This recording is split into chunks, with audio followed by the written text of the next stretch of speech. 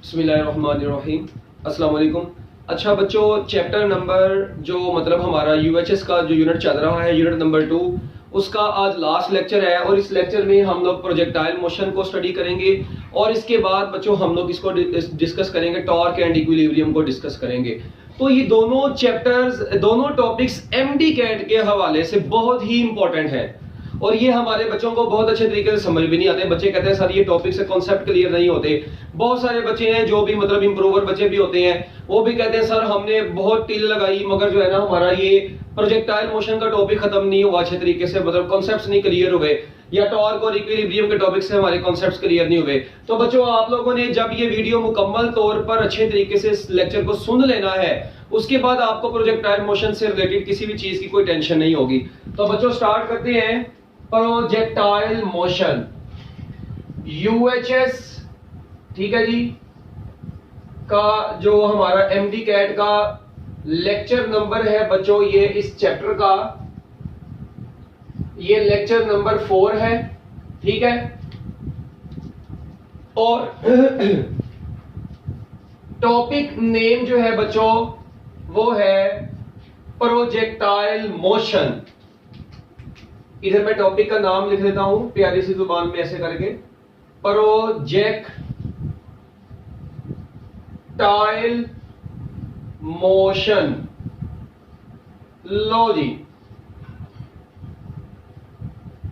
देखें आप लोग पहले सबसे तो एक बात आपको पता होगी, आप लोग इसकी डेफिनेशन से तो ऑलरेडी सारे बच्चे वाकिफ होंगे ना कि इसकी डेफिनेशन क्या है। मेरा ख्याल है मुझे इसकी डेफिनेशन को तो एक्सप्लेन करने की जरूरत नहीं है, हाँ मगर मैं फिर भी थोड़ा बहुत आपको बता दूं। देखें मैं कहता हूं यार मेरे पास एक ना बॉडी है, ये एक बच्चा है यहां पर ऐसे, ठीक है जी, ये बच्चा यहां पर खड़ा हुआ है इस वक्त, और इस बच्चे के पास एक बॉल है, ठीक है।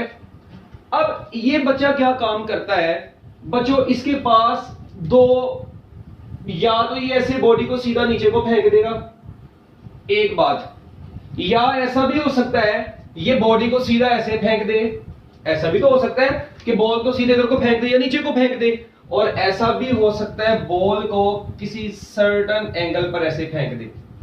अब ये तीन इसके पास ऑप्शंस हैं, और भी ऑप्शंस हैं, मतलब ये ऊपर को भी ऐसे फेंक सकता है, ठीक है, बहुत सारी ऑप्शंस हैं, मगर हम लोग अभी इन तीन को डिस्कस करते हैं। देखें अगर तो ये बॉडी को जस्ट ऐसे ड्रॉप कर देगा, सीधा नीचे फेंकेगा, तो बच्चों ये तो लीनियर मोशन में आ जाएगी। ये किस मोशन में आ जाएगी? ये तो लीनियर मोशन में आ जाएगी। अच्छा, मगर जब ये बॉडी को बच्चों ऐसे फेंकेगा, अगर तो ग्रेविटी को इग्नोर करें तो फिर तो ये सीधा जाएगा। इसका मतलब ये बॉडी, यहां पर बेशक ग्रेविटी भी अभी मतलब ऐड है, मगर ये बॉडी ऐसे सीधी नीचे को आ रही है, इसकी मोशन कौन सी मोशन होगी? वन डायमेंशनल मोशन, मतलब एक ही एक्सिस के अलोंग मोशन। अभी ग्रेविटी को भी डिस्कस ना करें, अगर बॉडी ऐसे आ रही है वाई एक्सिस के अलोंग, वन डायमेंशनल मोशन, ठीक है, ऐसे, या अगर बॉडी सिर्फ एक्स एक्सिस के अलोंग ऐसे जा रही है, तो बच्चों ये भी कौन सी मोशन है? ये भी वन डायमेंशनल मोशन है। मगर बच्चों अगर बॉडी इस डायरेक्शन में आ रही होगी ऐसे, तो बच्चों इसका कुछ डिस्टेंस वाई एक्सिस के अलोंग भी कवर हो रहा है, देखो ना, हाइट भी तो कवर करती आ रही है और डिस्प्लेसमेंट भी कवर करती आ रही है। इट मींस इसकी जो मोशन है ये वन डायमेंशनल नहीं है बल्कि टू डायमेंशनल मोशन है। तो बच्चों याद रखना, इस टू डायमेंशनल मोशन को क्या बोलते हैं? प्रोजेक्टाइल मोशन बोलते हैं। तो पहले सबसे अभी बिल्कुल बेसिक अभी डेफिनेशन लिख लेते हैं इसकी। इसकी डेफिनेशन क्या बनेगी बच्चों? To dimensional motion, to dimensional motion under constant acceleration, under constant acceleration due to gravity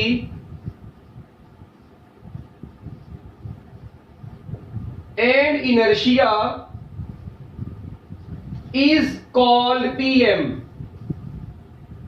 बच्चों PM बोले तो प्रोजेक्टाइल मोशन। लो जी, मैंने आप लोगों के सामने इसकी डेफिनेशन लिखी है, और वो डेफिनेशन क्या लिखी है कि two dimensional motion under constant acceleration due to gravity and inertia is called projectile motion. देखें कौन सी मोशन है ये? एक बात तो ये होगी बच्चों, ये टू डायमेंशनल होगी। उसके बाद अंडर कांस्टेंट एक्सेलरेशन किसका? ग्रेविटी का, और उसके बाद inertia. Two dimensional motion under constant acceleration due to gravity and inertia is called projectile motion. ये बिल्कुल इसकी बेसिक डेफिनेशन है। तो इसका मतलब है प्रोजेक्टाइल मोशन कितनी फोर्सेस के अंदर हो रही है, एक ही फोर्स के अंदर हो रही है, और फोर्स ऑफ ग्रेविटी है।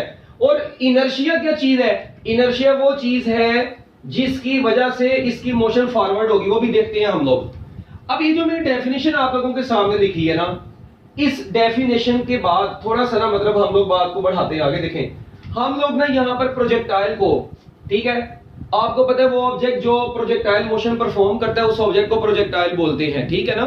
The body which performs projectile motion is called projectile and to dimensional motion. अब देखें अगर मैं बच्चों आप लोगों को ये कहता हूं कि टू डायमेंशनल मोशन है, ठीक है, एक बात तो जरा आप सुनते जाना।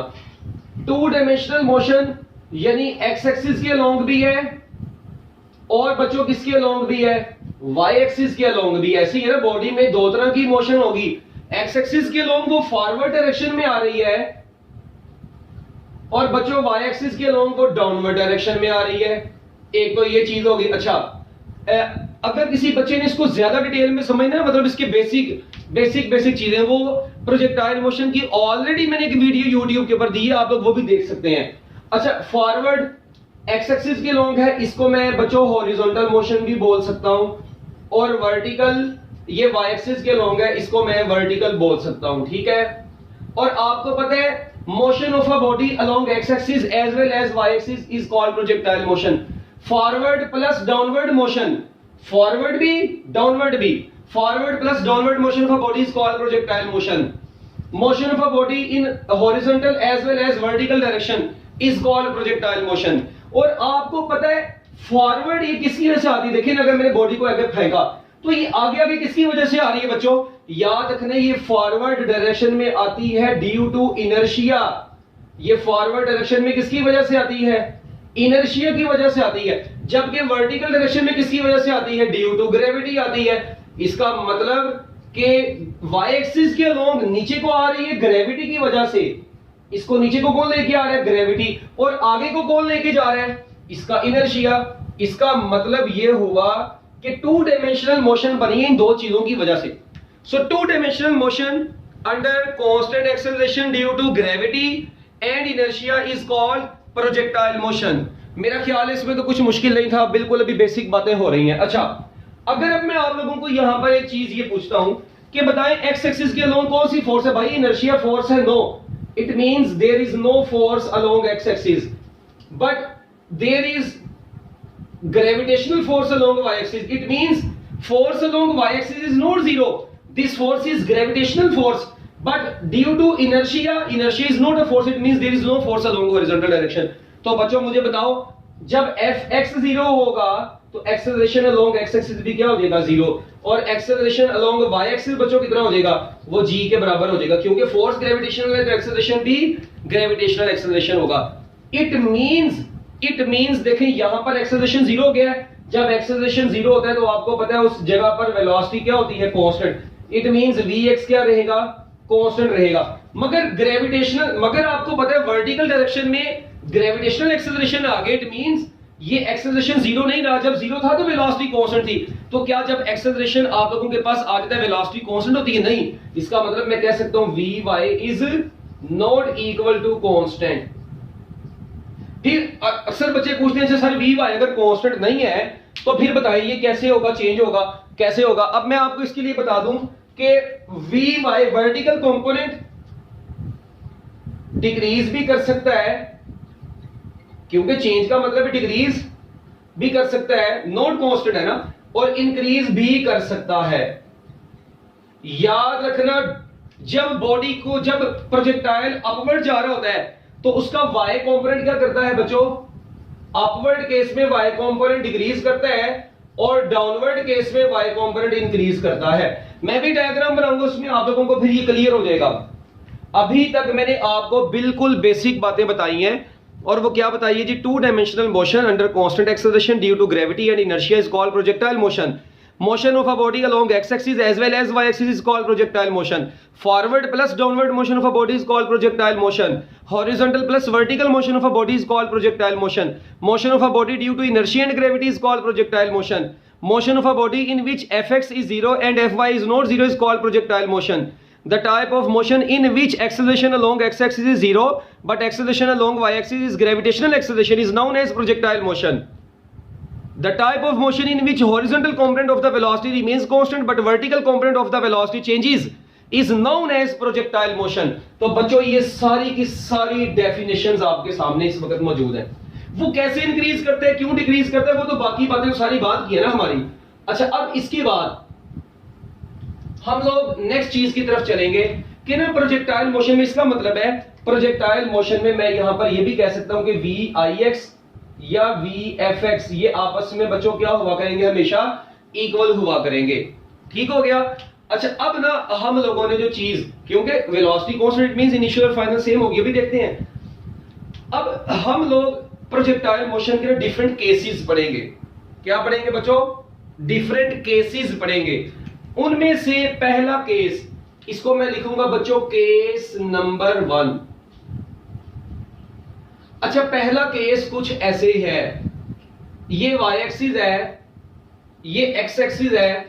प्रोजेक्टाइल को इस पॉइंट से ऐसे थ्रो किया गया और ये प्रोजेक्टाइल इधर a पॉइंट से मूव करता करता b पॉइंट तक आया है. ये जो y एक्सिस के लॉन्ग डिस्प्लेसमेंट इसने कवर किया है, इसको y का नाम दे देते हैं. और x एक्सिस के लॉन्ग जो कवर किया है बच्चों, इसको किसका नाम दे देंगे हम लोग? x का नाम दे देंगे. ये displacement along x axis, displacement along y axis. चलें, अब मुझे आप लोगों ने क्या बताना है, मुझे आप लोग देखें ये केस है, यानी when projectile is thrown parallel to surface of earth. When projectile, यानी प्रोजेक्टाइल को फेंका ऐसे था, मतलब इनिशियली उसको ऐसे फेंका है, मगर वो आपको पता है ये प्रोजेक्टाइल को जब ऐसे फेंकेंगे तो इनर्शिया की वजह से ये फॉरवर्ड तो जाएगा ही जाएगा, ऐसे ऐसे तो जाएगा, मगर ग्रेविटी की वजह से इसने नीचे भी तो आना है. तो जब नीचे आ रहा है, आप लोग गौर करें, ये वी वाई है, ये वी वाई है, ये वी वाई है, जबकि ये वी एक्स है, ये वी एक्स है, ये वी एक्स है. अब जरा गौर करें, क्या मैंने वी एक्स वाला वेक्टर तमाम जगहों पर कांस्टेंट बनाया है, मगर वी वाई वाला देखें यहां पर छोटा है, यहां पे बड़ा हो गया, यहां पे और बड़ा. तो वी वाई इंक्रीज करता जा रहा है, वी एक्स कांस्टेंट है. तो और बॉडी नीचे को आ रही है. तो मैंने बताया था जब डाउनवर्ड डायरेक्शन में आती है तो ग्रेविटी की वजह से उसकी वेलोसिटी नीचे आते आते बढ़ती जाती है. तो उसकी वेलोसिटी देखें बढ़ती जा रही है. तो अगर आप लोग गौर करें तो अभी तक मैंने आपको ये केस नंबर 1 बताया. इसकी हेडिंग बना दें बेशक. ये केस नंबर 1 की हेडिंग क्या है? When projectile is thrown parallel to earth. ठीक है ना? Projectile is thrown parallel to earth. Parallel, PARALLEL, parallel to earth.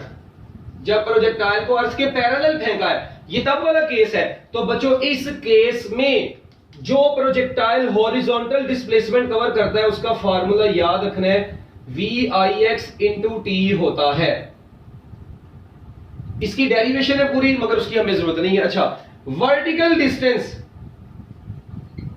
1/2 GT² होता है. ये जो प्रोजेक्टाइल का वर्टिकल डिस्टेंस होता है इसकी कैलकुलेशन की जरूरत नहीं है. हॉरिजॉन्टल डिस्प्लेसमेंट VIX × T, जिसको जरूरत है वो पिछले लेक्चर में जाए, प्रोजेक्टाइल मोशन ओपन करें मेरे लेक्चर में, चैप्टर नंबर 3 में, वहां पर उसको नजर आ जाएगी. x = VIX × T और y = 1/2 GT². और उसके बाद आपको पता है ये जो VIX है ना, ये VI cos थीटा होता है और VFX भी यही होता है. क्यों? क्योंकि मैंने बताया था प्रोजेक्टाइल मोशन में VIX हो या VFX हो वो इक्वल होता है. और उसके बाद प्रोजेक्टाइल मोशन में VIY 0 होता है. इस पॉइंट पर इनिशियल देखें, आपने इनिशियली बॉडी को ऐसे फेंका सिर्फ x एक्सिस के अलोंग. इट मींस इस पॉइंट पर इनिशियल वेलोसिटी का वर्टिकल कंपोनेंट 0 है. तो बच्चों हाईएस्ट पॉइंट पर इनिशियल वेलोसिटी का वर्टिकल कंपोनेंट 0 है. क्यों 0 है? क्योंकि आपने बॉडी को इस डायरेक्शन में फेंका ऐसे. तो जब यहां से शूट आउट होगी उसके बाद VY आया है, इट मींस इस पॉइंट पर VY क्या होगा? 0 होगा. ये बात याद रखनी है. और उसके बाद VFY किसके बराबर होगा? वो आपकी बुक वाले ने इक्वेशन लिखी है VI, देखें जनरल इक्वेशन का VF = VI + AT. तो VIY + GT, ये इक्वेशन बन जाएगी आप लोगों के पास. ठीक है? तो अब बात ये है, देखें VIY तो इस पॉइंट पर 0 है, और VFY किसके बराबर होता है, VIY प्लस GT, बॉडी नीचे को आ रही है, मगर ये हमारी बुक वाले ने इस केस में नहीं लिखा, तो लिहाजा भी मैं भी नहीं लिखूंगा। ठीक है, अब एक बात जरा जहन में रखें, अब मुझे ये बताएं क्या मैं यहां पर इस वक्त थीटा लिख सकता हूं?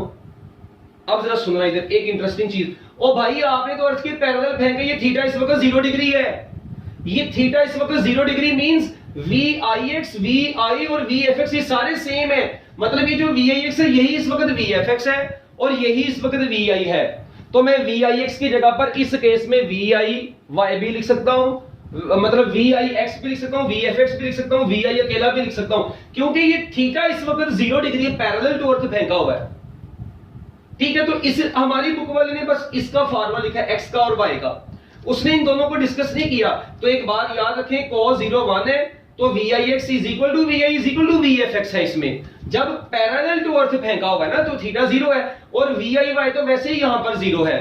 लो बच्चों, ये है आपका एक जनरल सा केस।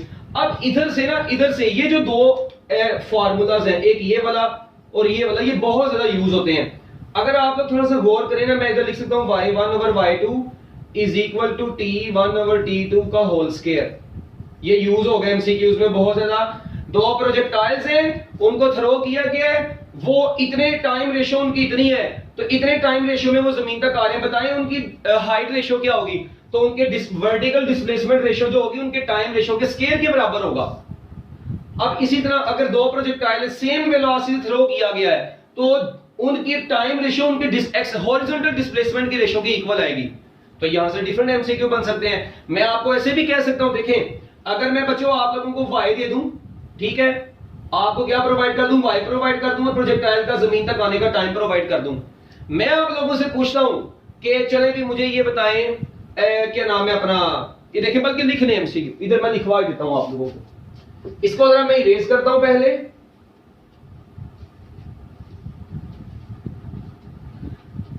क्योंकि अब असल कहानी जो है ना प्रोजेक्टाइल मोशन की वो अब स्टार्ट होने वाली है।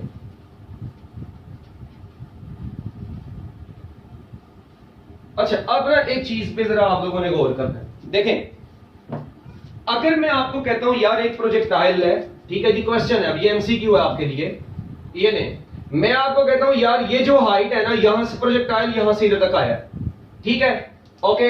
अच्छा, अब मैंने उसको जिस वेलोसिटी से फेंका है, अब देखें पहली बात, ये केस पैरेलल टू अर्थ वाला है, ये याद रखना है। मैंने इसको बच्चों जिस इनिशियल वेलोसिटी से फेंका है वो है 10 मीटर पर सेकंड। वो कितनी है बच्चों, 10 मीटर पर सेकंड, ये इनिशियल वेलोसिटी, मतलब यही VIX है, या इसी को मैं VX कह देता हूं अकेला, जो मर्जी कह दे, क्योंकि हॉरिजॉन्टल कंपोनेंट है, इनिशियल जो वही फाइनल होना है। ले भी VX आपके पास 10 मीटर पर सेकंड आ गया, ठीक हो गया। अच्छा, अब मैं कहता हूं यार ये ना 2 सेकंड में जमीन तक पहुंच गई है, यानी प्रोजेक्टाइल को इस वेलोसिटी से फेंका, 2 सेकंड तक जमीन तक पहुंचा। आप लोगों ने मुझे बताना है कि बच्चों इसका हॉरिजॉन्टल डिस्टेंस क्या होगा और इसका वर्टिकल डिस्टेंस कवर्ड क्या होगा। अब क्या करना है, बस कुछ भी नहीं करना, सिंपल सी चीज है, आपको पता है x इज इक्वल टू क्या होता है बच्चों, Vx इंटू टी। तो बच्चों Vx कितना है, साफ नजर आ रहा है, Vx 10 है, T 2 है, तो आंसर आ गया 20 metre. It means this projectile will cover 20 meter displacement in horizontal direction. Okay. Y is equal to क्या होता है, 1/2 GT square। तो बच्चों एक बात याद रखें, its vertical motion is independent of horizontal motion। XRS में कहीं पर नहीं, सिर्फ और सिर्फ टाइम पर डिपेंड कर रही है ये। वर्टिकल डिस्टेंस टाइम पर, तो ये रखें G कितना होता है 10 और बच्चों T कितना है 2 का स्क्वायर, तो ये 2 इससे कट गया, स्क्वायर की वजह से तो बच गया 20 मीटर। इट मींस इसका वर्टिकल और हॉरिजॉन्टल डिस्प्लेसमेंट कवर्ड कितना होगा, 20 मीटर होगा। तो बच्चों इस तरह का एमसीक्यू आप लोगों को आ सकता है, ठीक है, कि वो आप लोगों से ये भी पूछ सकता है कैलकुलेट वर्टिकल टू, अब देखिए अगर मैं आप लोगों से कहूं जी x ओवर y रेशियो क्या होगी, horizontal to vertical displacement ratio, तो horizontal to vertical displacement ratio, horizontal भी 20 है, वर्टिकल भी 20 है, तो बच्चों आंसर आ जाएगा 1:1। तो this is your MCQ related to case number 1। कई दफा ऐसा भी हो सकता है, देखिए सपोज करें अब आपको मैं एक क्वेश्चन ऐसे दे देता हूं, मैं आपको कहता हूं यार आपका जो सवाल है वो कुछ ये है, प्रोजेक्टाइल है, उसको थ्रो किया है ऐसे, ये जमीन तक आया है, मैं आपको कहता हूं यार ये इसका जो वर्टिकल डिस्प्लेसमेंट है ना ये 10 मीटर है, ये नहीं, वर्टिकल डिस्प्लेसमेंट कितना है 10 मीटर है। तो अब मैं आपको कहता हूं बताओ ये यहां से यहां तक आने में कितना टाइम लेगा, बस मैंने आपको कोई इंफॉर्मेशन नहीं दी। अब मुझे बताइए अगर इस तरह का एमसीक्यू हो तो यार कोई मसला नहीं है, y is equal to 1/2 gt का स्क्वायर। अब यहां से t किसके बराबर आएगा बच्चों, एक चीज क्लियरली नजर आ रही, t बराबर आ जाएगा 2y/g का अंडर रूट, ठीक है। अब देखें t is equal to under root 2y कितना है 10, g भी कितना है बच्चों 10 होता है ऑलमोस्ट, तो अंडर रूट 2 यानी 1.4 सेकंड के करीब आपका आंसर आ जाएगा। तो बताने का मकसद क्या है, बताने का मकसद ये है कि आप लोग देखें मैंने ये फार्मूला लिखा था और दोनों फार्मूलाज का आपको यूज भी बता दिया है। और अगर आप लोगों से पूछ लूं कि इस पॉइंट पर इसकी वेलोसिटी का वर्टिकल कंपोनेंट क्या होगा, 0 होगा, ठीक हो गया। लो जी अब एक और एमसीक्यू इसी से रिलेटेड।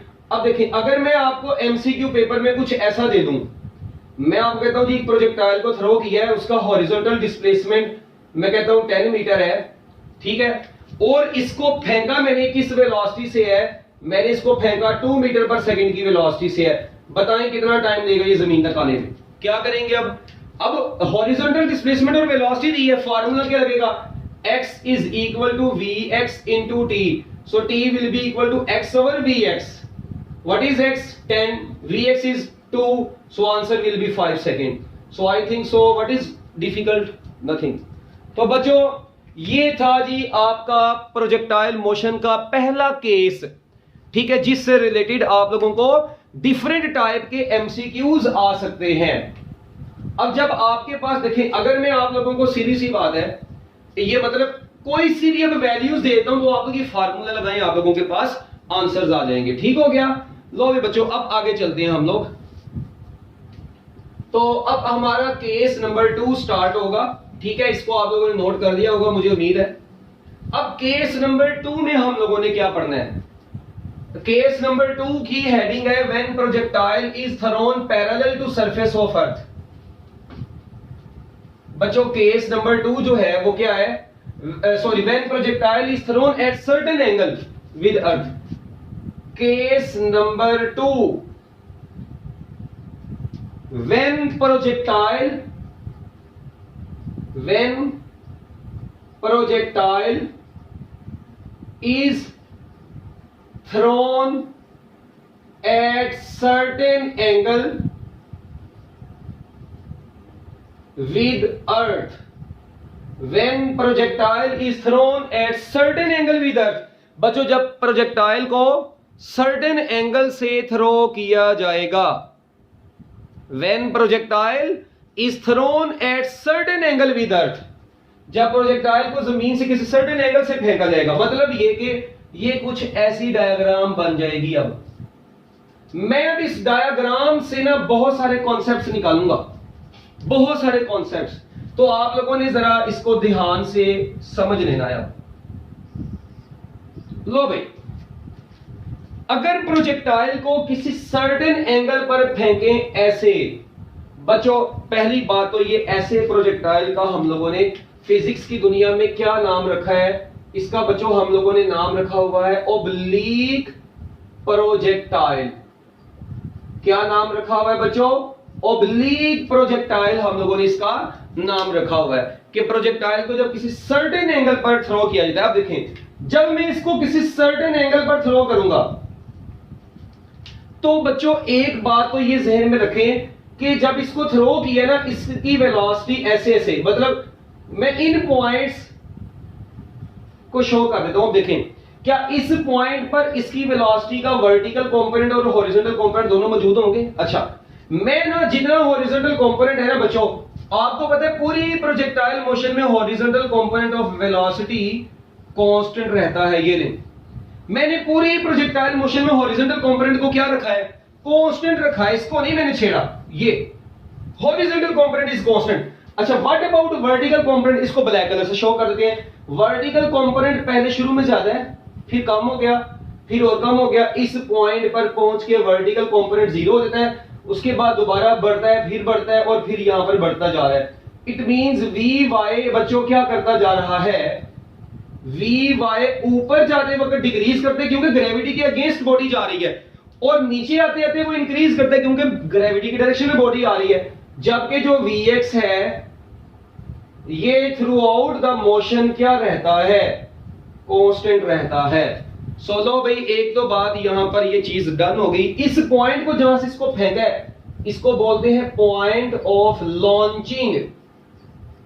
बच्चे इसको क्या बोलते हैं, पॉइंट ऑफ लॉन्चिंग। और जहां पर आगे इसने हिट करना होता है, हिटिंग पॉइंट को हम लोग बोलते हैं पॉइंट ऑफ लैंडिंग। लो भाई, इसको जरा नोट करने, शाबाश। बहुत सारे कॉन्सेप्ट हैं इसमें अब, ठीक है, जो कि आप लोगों ने बड़े अच्छे तरीके से समझने हैं। क्यों भाई, रिपीटर लोगों, पहले पढ़ दिया था इंसानों की तरह, तो आज ये दिन ना देखना पड़ता आप लोगों को, ठीक है। हाँ जी, अब ये देखिए, इसको जरा पहले नोट कर ले। हरी, अब जल्दी जरा मिनट लगाएं। प्रोजेक्टाइल मोशन में during upward direction vertical component of the velocity decreases and vertical component of the velocity becomes zero eight the highest point and horizontal component remains constant throughout the motion, but during downward motion vertical component of the velocity increases. So we can see that at highest point velocity is not zero, ठीक है जी, ये zero नहीं है, but it is minimum। बच्चों, highest point पर velocity zero नहीं है मगर मिनिमम है। देखिए जीरो क्यों नहीं मैंने बोलना, ओ भाई, अगर मैं पूछूं ना vertical component of the velocity तो लिखते जाना बातें। During projectile motion vertical component of the velocity at the highest point is zero, ठीक है। पहला क्या बन गया, during projectile motion vertical component of velocity. बच्चों, vertical component of velocity is zero at highest point, number 1। अच्छा, उसके बाद अब यहां से जो इंफॉर्मेशन निकालते जा रहे हैं वो मैं इधर लिखता जा रहा हूं।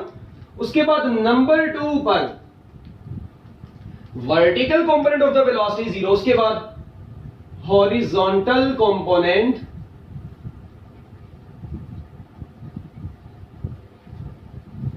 रिमेन्स कांस्टेंट, ठीक है जी, throughout the motion constant है। और उसके बाद एट हाईएस्ट पॉइंट, क्योंकि Vy जीरो है और Vx कांस्टेंट है, वो तो चेंज नहीं हुआ।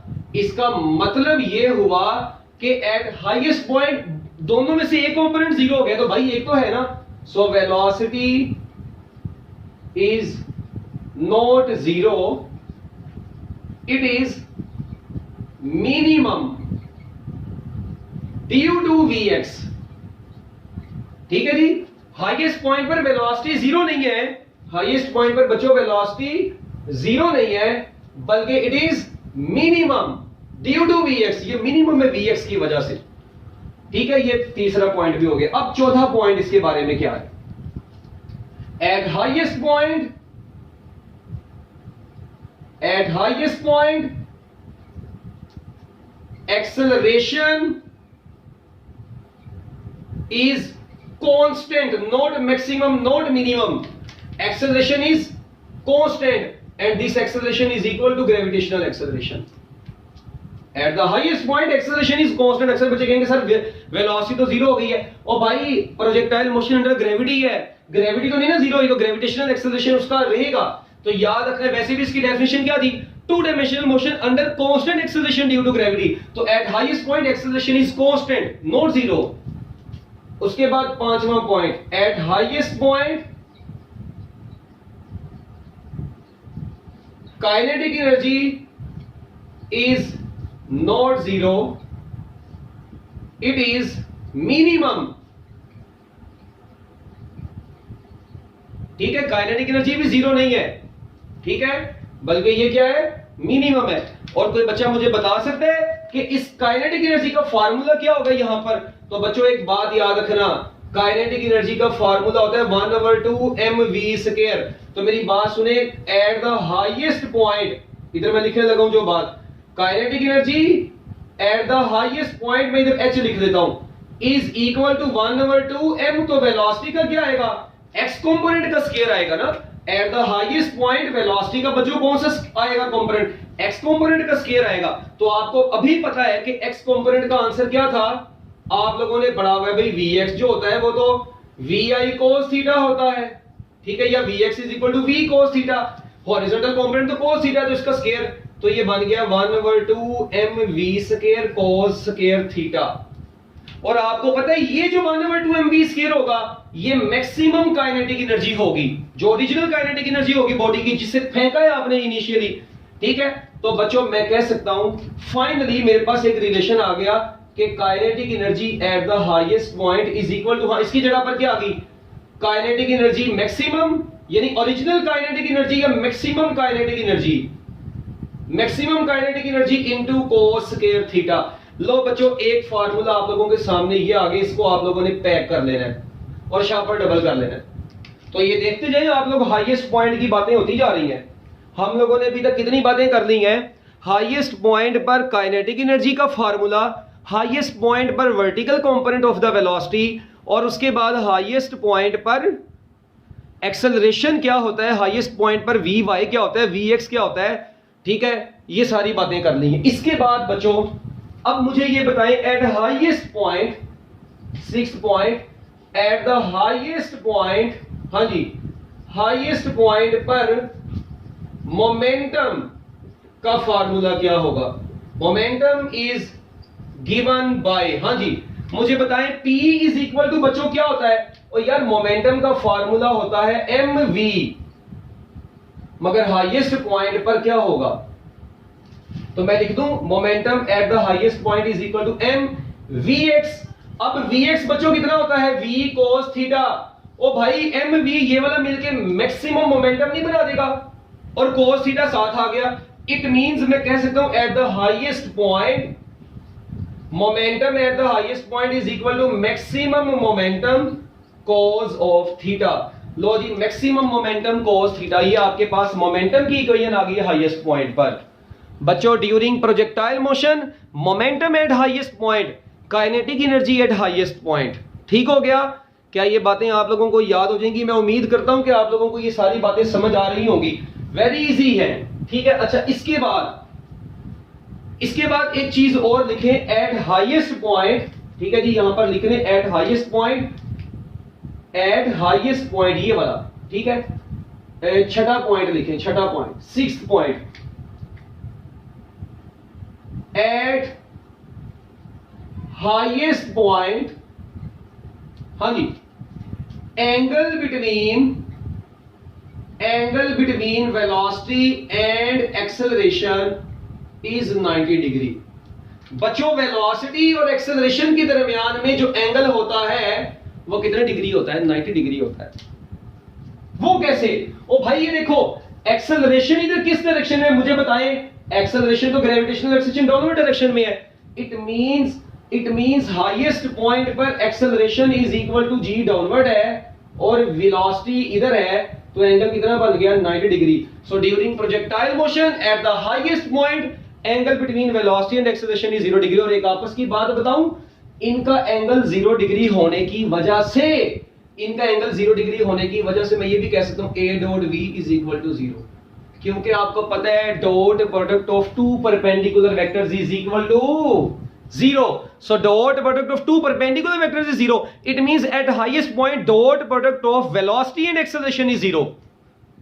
अभी तो पार्टी शुरू हुई है भाई, डरना नहीं है, माशाल्लाह पहले एक्सपीरियंस है आप लोगों का, ये पढ़ी हुई हैं आप लोगों ने चीजें सारी, और आपकी बुक से एक भी चीज इस बुक में से बाहर नहीं है, एक सिंगल कॉन्सेप्ट आपकी बुक से बाहर नहीं है, हर कॉन्सेप्ट आपकी टेक्स्ट बुक के अंदर मौजूद है। मैंने कोई अभी तक ऐसी बात नहीं की जो बहुत हाई लेवल की पीएचडी लेवल की बात की हो।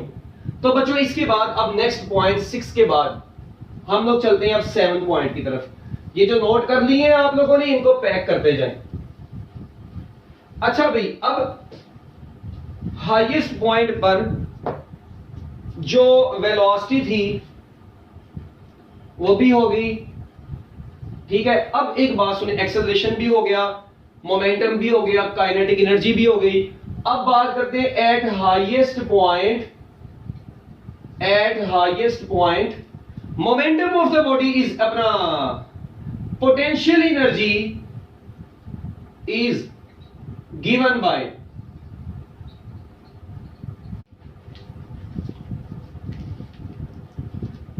पोटेंशियल एनर्जी का फॉर्मूला होगा हाईएस्ट पॉइंट पर mgh। ठीक है। अच्छा अभी ना बच्चों मैं आगे आपको एक हाइट का रिलेशन बताऊंगा, उसमें मैं आप लोगों को बताऊंगा कि h जो होता है ना ये h max sine square theta होता है। ये कैसे होता है ये ठीक अभी आपको कुछ देर बाद पता चल जाएगा। बताने का मकसद ये है कि potential energy at the highest point फिर कितनी आ जाएगी mg, h की जगह पर आ गया h max sine square theta. तो बच्चों मुझे ये बताओ हाईएस्ट पॉइंट पर ये क्या बन जाएगी, इसकी जगह पर आ जाएगी मैक्सिमम पोटेंशियल एनर्जी और साइन स्क्वायर थीटा।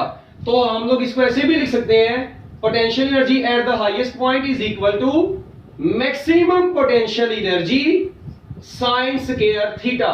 लो भी बच्चों ये आपके पास पोटेंशियल एनर्जी का भी फार्मूला आ गया है। अगर आप लोग थोड़ा सा गौर करें, अब मैंने आप लोगों को जो सारे फार्मूलाज बताए हैं वो ये बल्कि आप लोगों ने नोट कर दी है। इसके बाद अभी आगे चलते जाएं, फिर मैं इकट्ठे बताता हूं बाद में। 7 के बाद 8th पॉइंट पर चलते हैं। हाँ जी, मुझे बताएं प्रोजेक्टाइल की हाइट का फार्मूला क्या है, v i square sine square theta over 2g। Okay.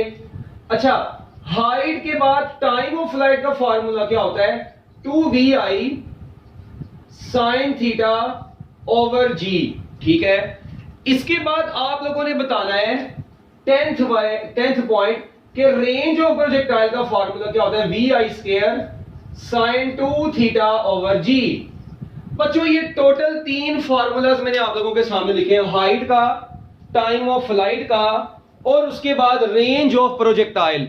ये 3 फार्मूलाज और लिख दिए, मतलब टोटल 10 कॉन्सेप्ट आपको मैंने इसके बता दी। अभी तक 10वां पॉइंट ये बताया।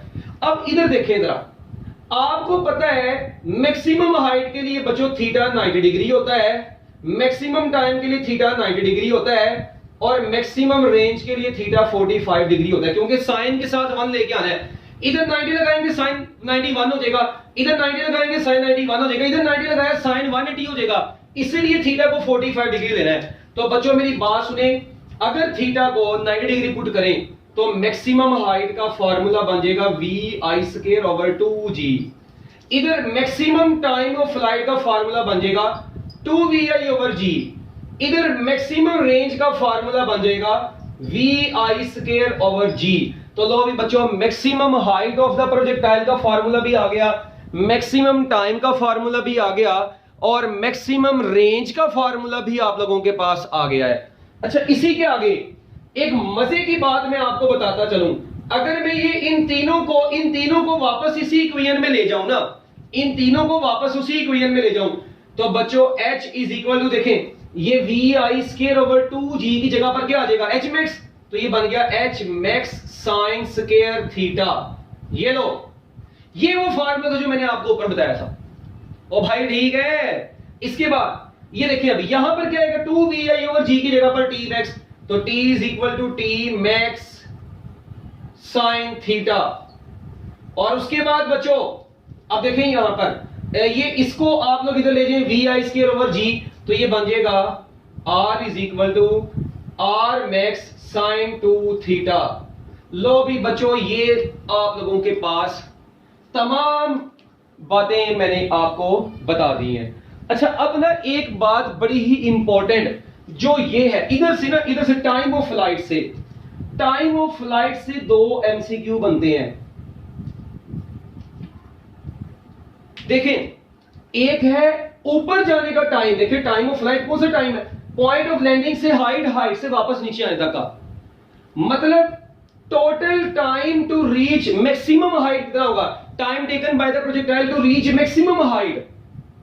देखें अब ग्राउंड टू मैक्सिमम हाइट तक जाना है, तो बच्चों याद रखना ये 2vi sin थीटा नहीं होगा, फिर ये अकेला होगा vi sin theta over g, ये भी होगा vi sin theta over g। अच्छा मैं 2 हिस्सों में इसको डिवाइड कर दिया, वजह मैं इधर लिख देता हूं। और बच्चों ये होगा टाइम ऑफ असेंट, मतलब ऊपर जाने का टाइम, और ये क्या होगा टाइम ऑफ डिसेंट। नीचे आने का टाइम। तो बच्चों एक बात याद रखना, मतलब नीचे आने का जो टाइम होगा इसका, डिसेंडिंग का जो टाइम होगा वो भी वी आई साइन थीटा, वो ऊपर जाने का भी वी आई साइन थीटा, तो दोनों मिल गई तो 2 v i sine theta over g बनता है। तो ये बहुत इंपॉर्टेंट कॉन्सेप्ट था, मतलब एमसीक्यू आता है ये बड़ा इंपॉर्टेंट। और अक्सर बच्चे यहां पर गलती करते हैं, during projectile motion time taken by the projectile to reach maximum height, इन्होंने कहा था time of flight 2 v i sine theta लगाते हैं, नहीं, वो अकेला v i sine theta over g है, टाइम ऑफ असेंट और टाइम ऑफ डिसेंट। लो भी बच्चों इसको जरा आप लोग अब कर लें नोट। ये थी आपके प्रोजेक्टाइल मोशन के हवाले से कुछ बड़ी ही इंपॉर्टेंट टिप्स जो मैंने आपको बतानी थी, ठीक है, इनको जल्दी जल्दी जरा नोट करें। इसके बाद हम लोग अभी और भी बहुत कुछ हमने डिराइव करना है, तो आप लोगों के पास कुछ टाइम है, इसको जल्दी जल्दी मिनट लगा के जरा नोट कर लें। हरी अब जल्दी करें जरा, क्योंकि अभी इसका हम लोगों ने रेंज पढ़ लिया है, अब हम लोगों ने आगे मतलब time of flight, range, height, ये सारा पढ़ लिया है। अब हम लोग मजीद इसको आगे लेकर चलेंगे, जल्दी जल्दी नोट करें, शाबाश। अच्छा जी, कर लिया नोट?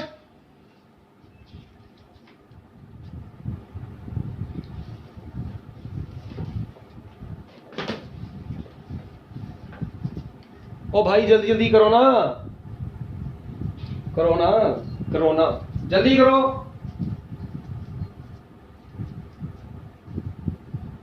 एक बात और आपको बतानी चाहिए, देखें यहां पर ना, यहां पर वी एफ वाई किसके बराबर होगा? वी एफ वाई बराबर वी आई वाई किसके बराबर होगा? वी आई वाई बराबर होता है वी आई साइन थीटा के, ठीक है। हम लोगों ने जब ऊपर को फेंका है, अपवर्ड डायरेक्शन में जब इधर फेंका है ना इसको, तो v i y is equal to v i sine theta है, और वी एफ वाई बराबर होगा v i y minus g t. वजह माइनस जी टी क्यों भाई? ऊपर को फेंके तो माइनस जी आएगा फर्स्ट इक्वेशन ऑफ मोशन लगा के। तो इसी को मैं थोड़ा सोल्व करके ऐसे भी लिख सकता हूं, v f y is equal to v i sine theta minus g T.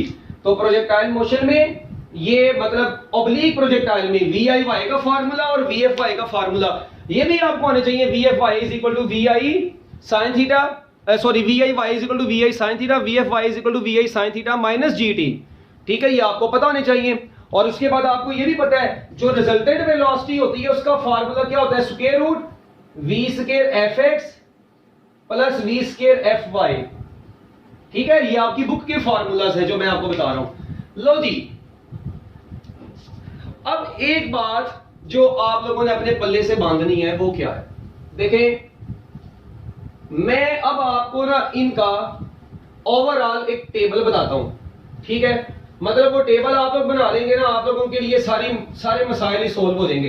पहले मुझे ये बताएं, सबसे पहले वेलोसिटी का फार्मूला आप लोगों ने क्या निकाला था?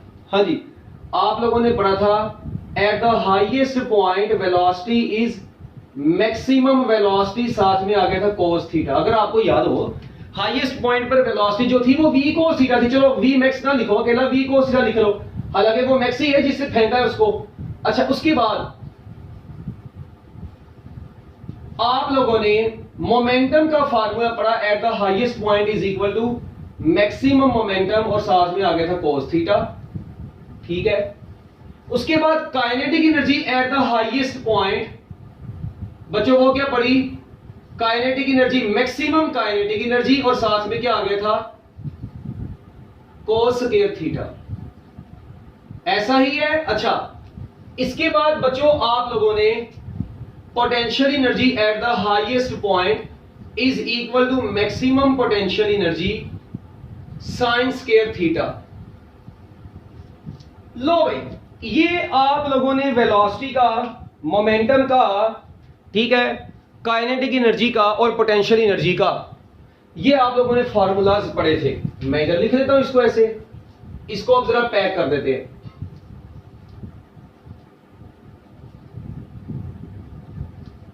अब आप लोगों ने बच्चों क्या काम करना है? आप लोगों ने मुझे ना यहां पर डिफरेंट एंगल्स के ऊपर वैल्यूज बतानी है। जब थीटा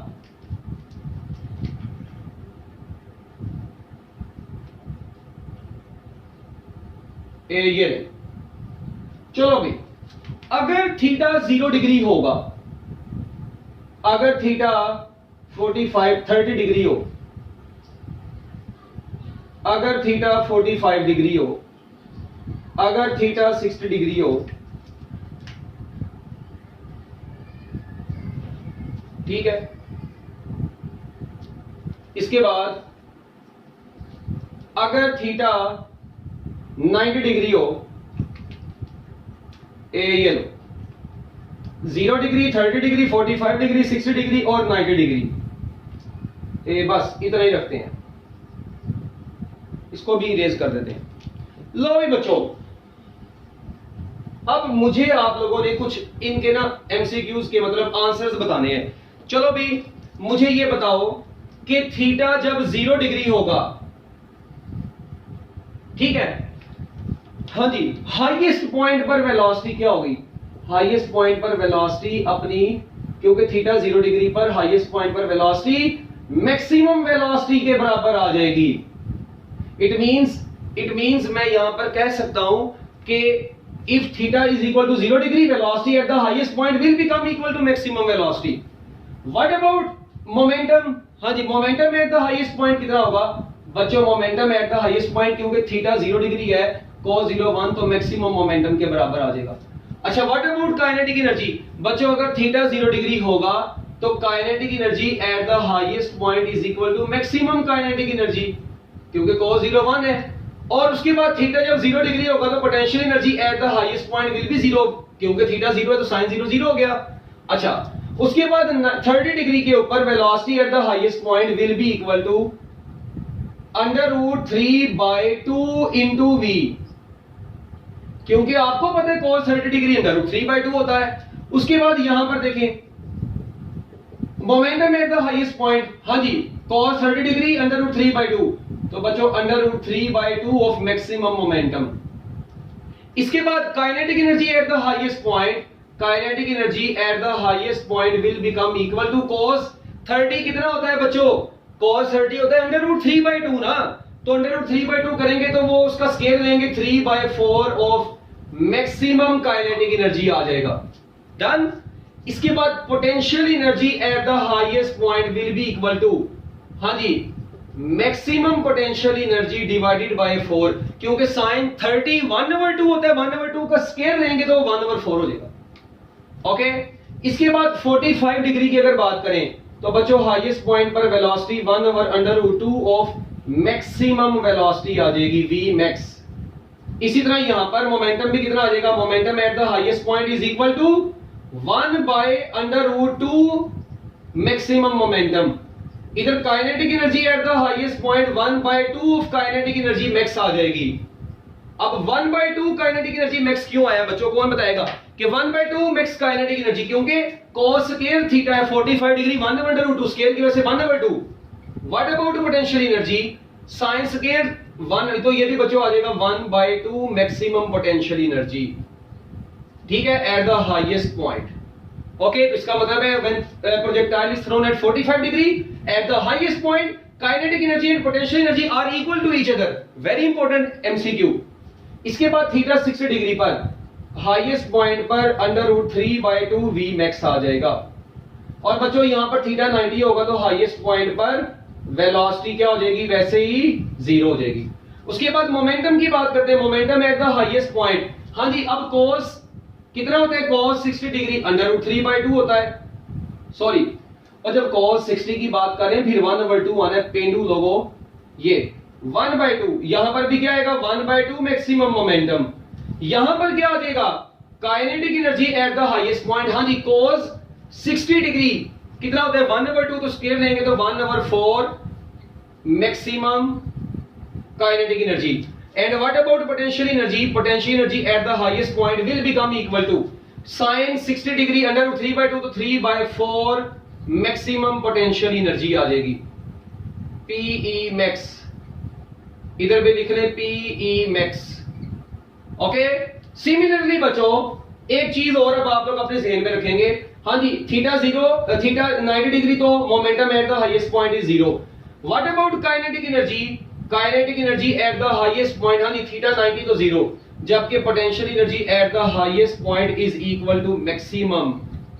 इट मींस अगर आप लोग काइनेटिक एनर्जी को देखें, इसका मतलब 0 डिग्री पर काइनेटिक एनर्जी मैक्सिमम थी, पोटेंशियल एनर्जी 0 थी, ठीक है, जबकि 90 डिग्री पर ये जीरो हो गई, ये मैक्स हो गई, आपस की बात है, इन दोनों को ऐड करते जाए टोटल एनर्जी फिर भी कांस्टेंट रहती है। It means during projectile motion total energy remains constant. ओ भाई नहीं, तो लो भी बच्चों, आप लोगों को बहुत बहुत बधाई हो, आपका ये टेबल जो आपको नजर आ रहा है ये एमसीक्यूज के हवाले से बहुत ही इंपॉर्टेंट टेबल था, जो कि आप लोगों को अब याद हो जाना चाहिए ये वैसे ही अब, ठीक है। अच्छा, अब एक चीज और, अगर आप लोग यहां पर थोड़ा सा गौर करें, ज्यादा गौर नहीं करना, याद रखना ऐसे दो एंगल्स जिनका सम 90 डिग्री होता है, ये एक नोट है छोटा सा, ऐसे दो एंगल्स जिनका सम बच्चों कितना होता है, कॉम्प्लीमेंट्री एंगल इनको बोलते हैं, 90 डिग्री होता है, इन एंगल्स पर रेंजेस इक्वल होती हैं बच्चों। ऐसे दो एंगल्स जिनका सम कितना होता है, 90 डिग्री होता है, रेंजेस वहां पर क्या होती हैं, इक्वल होती हैं। ये प्रूफ है, मगर इनके प्रूफ के लिए फिलहाल हमें इनकी जरूरत नहीं है प्रूफ की, मगर इससे रिलेटेड एमसीक्यू आ जाता है। इसका मतलब है R1 is equal to R2 होगी 20 डिग्री एंड 70 डिग्री पर, इसके अलावा 30 डिग्री एंड 60 डिग्री पर भी रेंजेस इक्वल होगी। अच्छा, इसके अलावा 45 degree and 45 degree ranges are equal. अच्छा, इसके अलावा 30 डिग्री 40 डिग्री एंड 50 डिग्री पर रेंजेस क्या होगी, इक्वल। तो बताइए इनमें से किन पेयर के ऊपर रेंजेस इक्वल होगी, इन तमाम के ऊपर रेंजेस इक्वल होंगी, ठीक है। मगर सपोज करें अगर आपको ऑप्शन ऐसी आ गई जिनमें कईयों का आंसर 90 नहीं आ रहा, इट मींस वो ऑप्शन नहीं होगी फिर करेक्ट, ठीक हो गया। तो रेंजेस इक्वल होती हैं ऐसे एंगल्स पर जिन एंगल्स का सम बच्चों कितना होता है, 90 डिग्री होता है। इसको कर लें नोट, जल्दी जल्दी नोट कर लें जरा, हरी अप मिनट लगा के।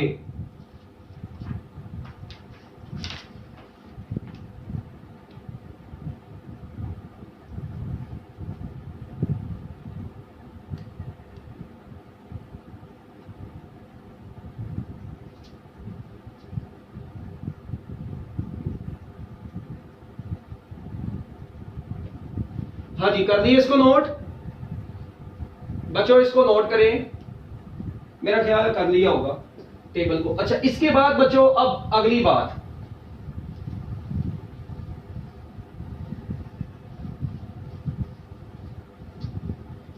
एक बात जहन में रखनी है, अगर रेंज के लिए थीटा 45 डिग्री, आपको पता है रेंज इज मैक्सिमम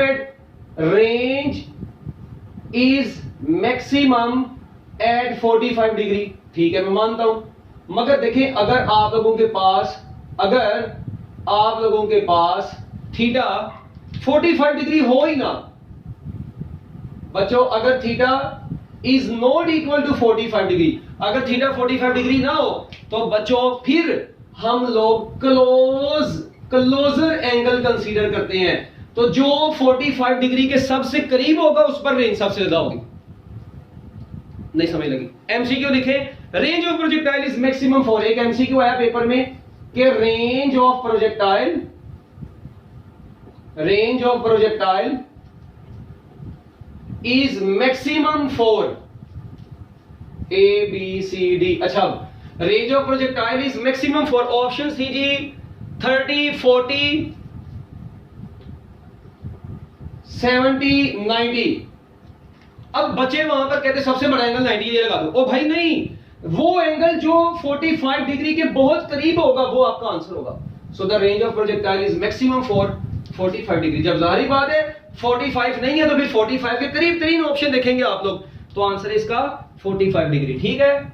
चलिए इसको नोट कर लें। उसके बाद r tangent theta is equal to 4h, और मैं ऐसे भी लिख सकता हूं tangent theta is equal to 4h over r, और मैं ऐसे भी लिख सकता हूं theta is equal to tangent inverse 4h over r।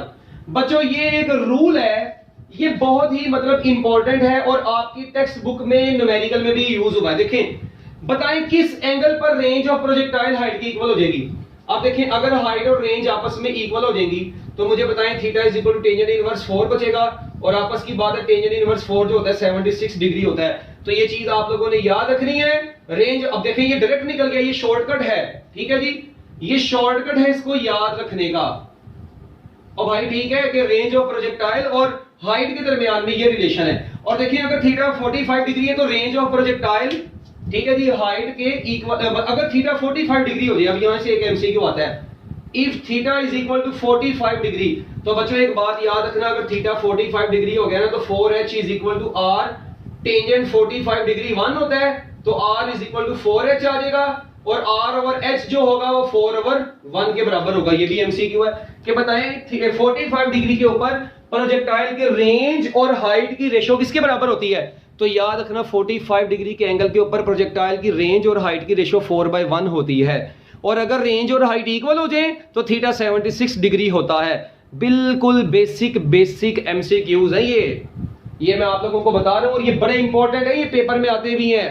ठीक है, ये शुक्र करो कि तुम लोग बहुत अच्छे वक्त पे यहाँ पर पहुंच गए हो अपने टुडे फिजिक्स के चैनल के ऊपर और ऑनलाइन क्लासेस के ऊपर।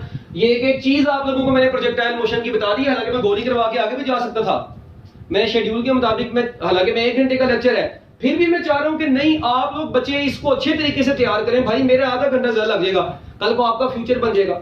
ठीक है, दुआएं देंगे तो इसको करें, शाबाश, जल्दी जल्दी नोट करें।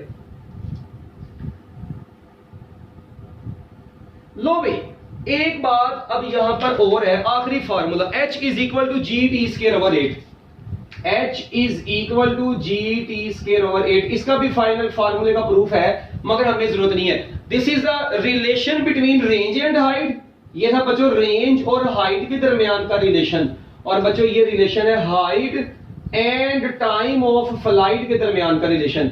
Relation between height and time of flight ये है, और relation between range and height ये है। इसको नोट कर लें, if time of flight becomes double height will increase 4 times. ठीक है, तो इसको नोट कर लें। ये भी आता है height over time of flight का स्केयर का जो रेशियो होती है वो किसके बराबर होती है? g/8। g/8 बोले तो 10/8, 10/8 बोले तो 5/4, सो 5/4 भी बनता है इसका ऑप्शन। तो ये डिफरेंट ऑप्शंस के साथ ये एमसीक्यू आपको पेपर में आते हैं। लो भी बच्चों, ये था आपका प्रोजेक्टाइल मोशन का कंप्लीट टॉपिक मेरी तरफ से, जो कि दी एंड हो चुका है। मैं उम्मीद करता हूं कि आप लोगों को ये समझ आ गया होगा। Best of luck, Allah Hafiz.